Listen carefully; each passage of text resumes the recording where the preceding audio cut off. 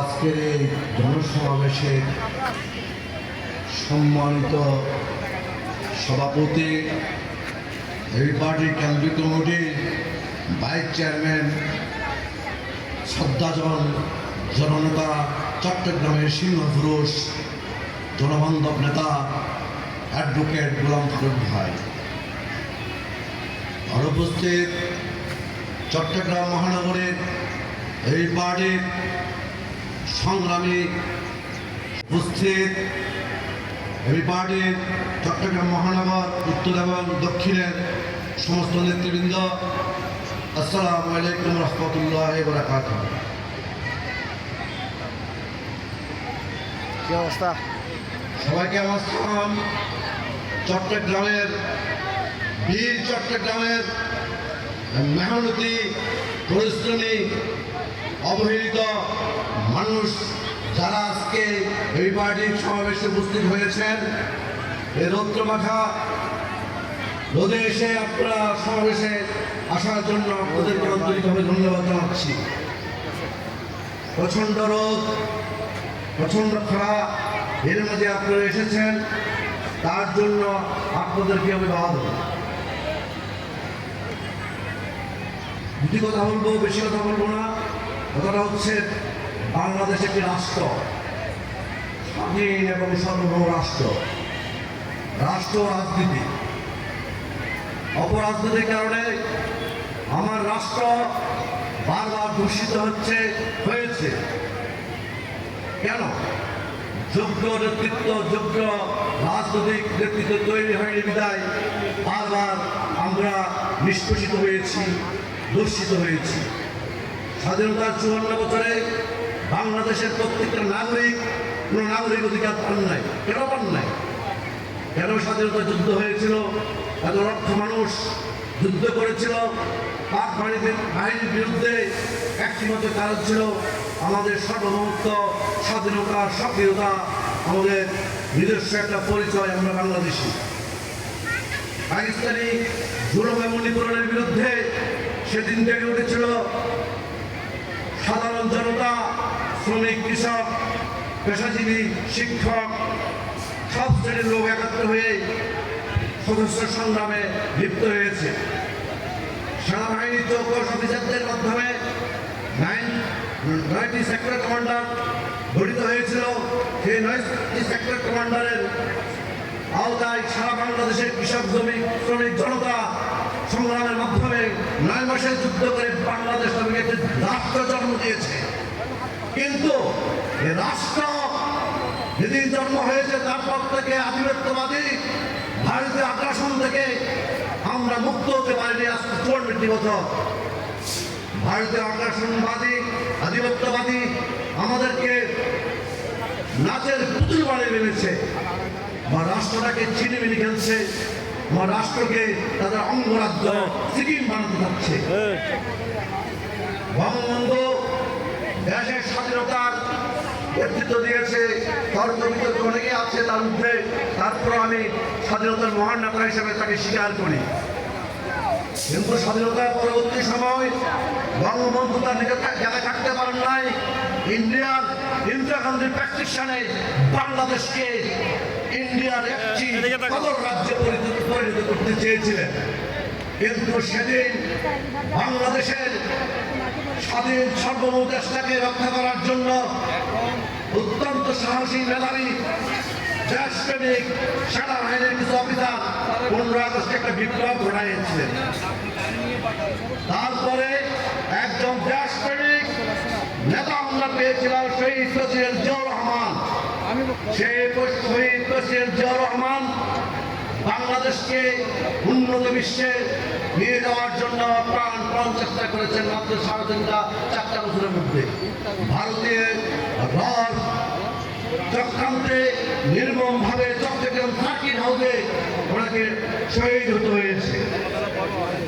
ভারতের চোখে চোখ রেখে কথা বলতে দীর্ঘদিন, এতদিন কেউ 54 বছর কেউ কথা বলতে পারে নাই। আমাদের চট্টগ্রামের প্রাণ পুরুষ, চট্টগ্রামের সিংহপুরুষ, আমাদের জাতির সম্পদ ডক্টর ইউনূস ক্ষমতায় ওঠার আগে 8 আগস্ট দেওয়ার আগে উনি চোখে চোখ রেখে বলেছেন আমার বাংলাদেশের বিরুদ্ধে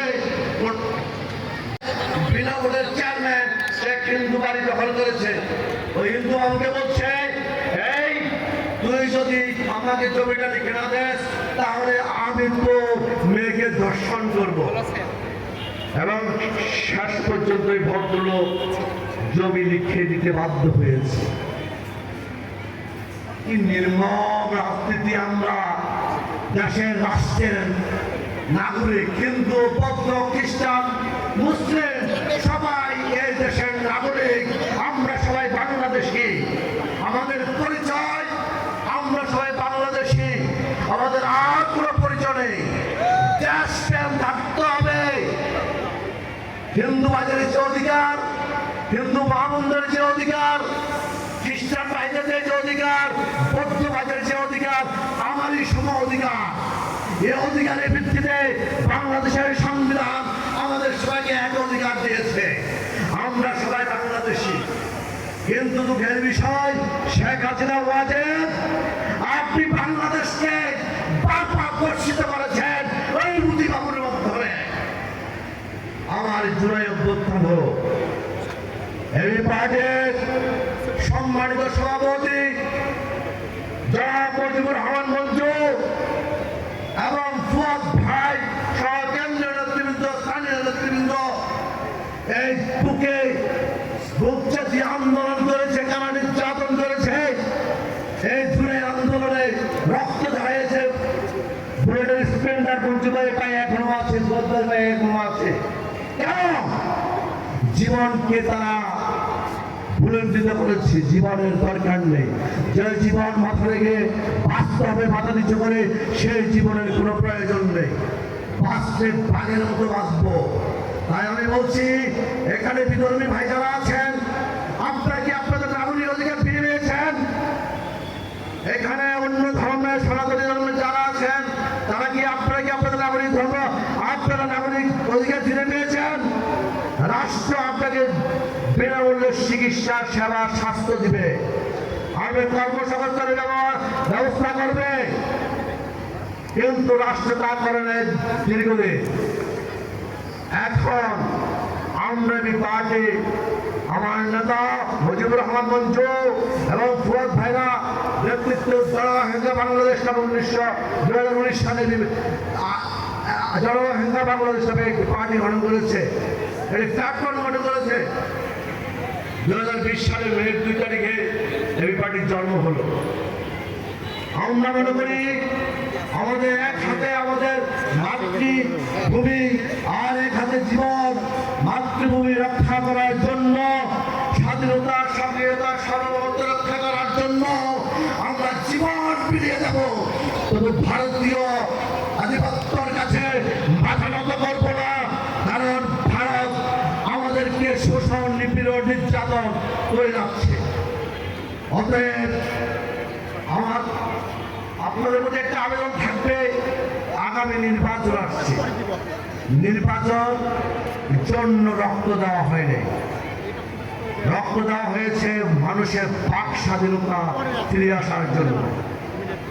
রক্ত দেওয়া হয়েছিল মানুষের অধিকার ফিরে আসার জন্য। রক্ত দেওয়া হয়েছিল বৈষম্য বিরোধী একটি রাষ্ট্র বিনির্মাণ করার জন্য। কিন্তু আমরা নির্বাচন চাই। সংস্কার এবং বিচার না করে যদি নির্বাচন হয়, এই নির্বাচন হলে আবারও শেখ হাসিনার মতো আরেকটা জন্ম হবে। আমরা ওই ধরনের ব্রিটিশ সরকার আর চাই না। বাংলাদেশ থেকে আর ধর্ষিত হতে দিতে চাই না। অনেক হয়েছে। আজকে ভিয়েতনাম কোথায়? আজকে মালয়েশিয়া কোথায়? আজকে কম্বোডিয়া কোথায়? আজকে কম্বোডিয়া কোথায়? ভিয়েতনাম কোথায়? আজকে মালয়েশিয়া কোথায়? আজ আর আমরা কোথায়? আমাদের এই জনশক্তি দিয়ে আমরা দেশকে ঘুরবো। আমাদের সুযোগের নেতৃত্ব তৈরি হয়ে গেছে বিপাকে। ইনশাল্লাহ আপনারা বিপাটির সাথে থাকবেন এবং বিপাটিকে সহযোগিতা করবেন। একটি সুন্দর নতুন বাংলাদেশ বিনির্মাণের জন্য আমরা কাজ করে যাচ্ছি। আপনাদের সহায়ক শক্তি হিসাবে আমরা যদি আপনাদেরকে পাই একটি সুন্দর বাংলাদেশ বিনির্মাণ করবো ইনশাআল্লাহ। আসসালামু আলাইকুম ওয়া রাহমাতুল্লাহি ওয়া বারাকাতুহু।